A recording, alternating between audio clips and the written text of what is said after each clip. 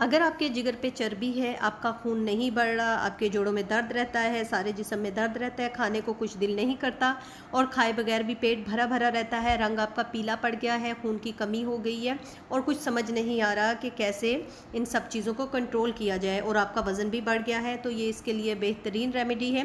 आपने 4 चीज़ें लेनी हैं। यहाँ मैंने लिया है अनारदाना, 1 टीस्पून अनारदाना, हाफ़ टी स्पून अजवाइन और 1 टुकड़ा अदरक का और इसके साथ 3 आलू बुखारी। ये चारों चीज़ें आपने 1 गिलास पानी के अंदर भिगो के रख देनी हैं। आपने सारी रात इसको भीगा रहने देना है। रात भर आपने जो है इसे किसी खुले बर्तन में, कोशिश कीजिएगा कि मिट्टी का बर्तन हो तो ज़्यादा अच्छा रिज़ल्ट आपको मिलेगा।